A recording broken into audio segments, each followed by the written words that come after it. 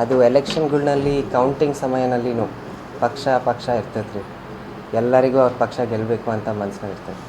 ಆದರೆ ಒಬ್ಬರು ಗೆದ್ದ ಮೇಲೆ ಅವ್ರದ್ದು ಧರ್ಮ ಎಲ್ಲರನ್ನ ಒಗ್ಗಟ್ಟಾಗೆ ಹಿಡ್ಕೊಂಡು ಮುಂದೆ ಹೋಗೋದು, ಅಭಿವೃದ್ಧಿ ಕೆಲಸಗಳು ಮಾಡೋದು. ಸೊ ಅದಕ್ಕೆ ನಮ್ಮ ದಾವಣಗೆರೆ ಜನಗಳು, ನಮ್ಮ ದುರ್ಗಮ್ಮ ದೇವಿ, ನಮ್ಮ ಶಾಮೂರು ಶಿವಶಂಕರಪ್ಪರ ಆಶೀರ್ವಾದದಿಂದ ನಾವು ಗೆದ್ದೀವಿ ಈಗ. ಆಮೇಲೆ ಈ ಕೆಲಸಗಳು ಮುಂದುವರಿಯೋದು ನಮ್ಮದು ಜವಾಬ್ದಾರಿ. ಸೊ ಅದಕ್ಕೆ ನಮ್ಮ ವಿರುದ್ಧ ನಿಂತ್ಕೊಂಡಿರೋರು ಎಲ್ಲರಿಗೂ ನಾನು ಇದು ಹೇಳೋಕ್ಕೆ ಇಷ್ಟಪಡ್ತೀನಿ. ಅದು ಏನಾರ ಬೇಡಿಕೆಗಳಿರಲಿ, ನೀವು ನಮ್ಮ ಹತ್ರ ಬರ್ರಿ. ನಮ್ಮ ಮನೆ ಬಾಗಿಲು, ನಮ್ಮ ಆಫೀಸ್ ಬಾಗಿಲು, ನಮ್ಮ ಮನಸ್ಸಿನ ಬಾಗಿಲು ಯಾವಾಗಲೂ ತೆಗ್ದಿರ್ತವೆ.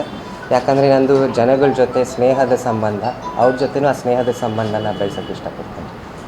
ಅಂತಾರೆ ಈ ಮೊಮ್ಮಕ್ಕಳಿಗೆ ಅಜ್ಜಿ ಗುಣಗಳು ಭಾಳ ಬರ್ತವೆ ಅಂತ. ಸೊ ಹಂಗೆ ನಮ್ಮ ಅಜ್ಜರಂಗೆ ಅಜಾತ ಶತ್ರು ನಾವು. ಸೊ ಏನಾರ ಇದ್ದರೆ ದಯವಿಟ್ಟು ನಾಚ್ಕೋಬೇಡ್ರಿ, ಹೆದರ್ಕೋಬೇಡ್ರಿ, ನಮ್ಮ ಹತ್ರ ಬರ್ರಿ. ನಾವು ಈ ಕೆಲಸಗಳು ಮುಂದುವರಿಯೋಣ ಅಂತ ಹೇಳಿ ನಾನು ಮಾತಾಡ್ತೀನಿ. 24/7 ನಿದ್ದೆ ಮಾಡೋದು ಬೇಕಿಲ್ಲ.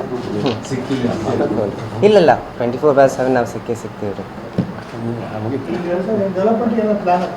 Definitely sir. ಈಗ ನೀವು ನೋಡಿದ್ರಿ ಡೆವಲಪ್ಮೆಂಟ್ ಅಂದಾಗ ನೀವೆಲ್ಲರೂ ಪ್ರೆಸ್ ಅವರು ಯಾವ್ದಾರ ಸರ್ಕಲ್ ಹಿಡಿದಾಗ 101 ಜನಕ್ಕೆ ಕೇಳಿದ್ರೆ 108 ಸಮಸ್ಯೆಗಳು ಬರ್ತವೆ.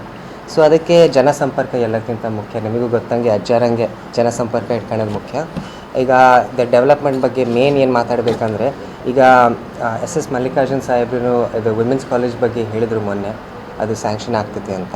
ಸೊ ಆಮೇಲೆ ಆಸ್ಪತ್ರೆದು ಮುಂದುವರಿತೀವಿ ಸರ್. 1 ತಿಂಗಳಿನಲ್ಲಿ ಚೂರು ಪ್ರೋಗ್ರೆಸ್ ಏನೈತೆ ಅಂತ ನಮಗೆ ತಿಳಿಸ್ತೀವಿ. ಆಮೇಲೆ ಅದು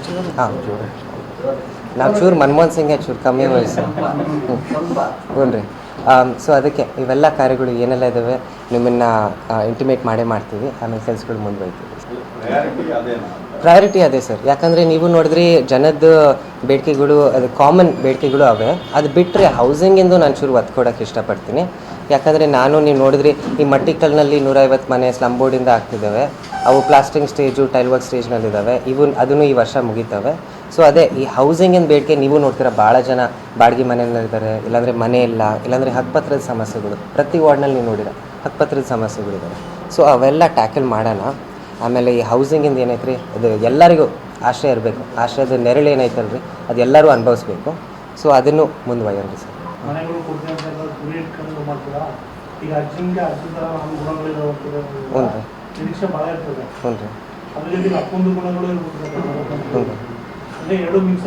ಇಲ್ಲ ಅಪ್ಪ ಅಜ್ಜ ಅಷ್ಟೇ ಅಲ್ಲ. ಈಗ ಇಂಗ್ಲೀಷ್ನಲ್ಲಿ ಒಂದು ಗಾದೆ ಐತಲ್ರ, it takes a village to raise a child. So ಪೂರ್ತಿ ಊರೇ ನನ್ನನ್ನು ಈ ಮಟ್ಟಕ್ಕೆ ತಂದೇನೆ. ಸೊ ಎಲ್ಲರ ಗುಣಗಳು ನನ್ನಲ್ಲಿ ಇದಾವೆ ರೀ ಸರ್. ಆಮೇಲೆ ಅದೇ ಈ ಹೌಸಿಂಗ್ ಯಾಕೆ ನಾನು ಮತ್ತೆ ತರ್ತೀನಿ ಅಂದರೆ, ಇದು ಒಂದು ಈಗ ನಮ್ಮ ಇಂದ್ರಮ್ಮ ಹೇಳ್ದಂಗೆ ಕಪ್ಟ ರೋಟಿ ಮಕಾನ್. ಕಪ್ಟ ರೋಟಿ ಒಂದು ಅಂತರಕ್ಕೆ ಬಂದೈತೆ ರೀ ಸರ್ ನಮ್ಮ ದೇಶನಲ್ಲಿ. ಈ ಮಕಾನ್ ಏನೈತಲ್ಲ ರೀ ಸರ್, ಈ ಒಂದು ಪಾಸಿಬಿಲಿಟಿ ಎಲ್ಲರಿಗೂ ಇರಲೇಬೇಕು ರೀ ಸರ್. ಸೊ ಇದೇ ನಾನು ಹೇಳ್ದಂಗೆ ಈ ಆಶ್ರಯ ಯೋಜನೆ ಇರಲಿ, ಸ್ಲಮ್ ಬೋರ್ಡ್ ಯೋಜನೆ ಇರಲಿ, ಹಕ್ಕುಪತ್ರ ಇರಲಿ, ಇದರಿಂದನೇ ಮುಂದೆ ಹೋಗ್ಬೋದು, ಮುಂದುವರಿಯೋಣ ಸರ್. ಹ್ಞೂ ರೀ ಸರ್. ಇಲ್ರಿ ಸರ್, ನಾನು ಫಸ್ಟ್ ಪೂರ್ತಿ ಮಾಹಿತಿ ತಗೋಬೇಕು ರೀ ಸರ್. ಸೊ ಹಕ್ಕುಪತ್ರ ಮುಖಾಂತರ ಎಷ್ಟು ಮನೆಗಳು ಸೃಷ್ಟಿ ಮಾಡ್ಬೋದು, ಸ್ಲಮ್ ಬೋರ್ಡಿಂದ ಎಷ್ಟು ಮನೆಗಳು ಸೃಷ್ಟಿ ಮಾಡ್ಬೋದು, ಆಶ್ರಯ ಯೋಜನೆಯಿಂದ ಎಷ್ಟು ಸಾಹಿತ್ಯ ಸಿಗ್ತದೆ ನನಗೆ.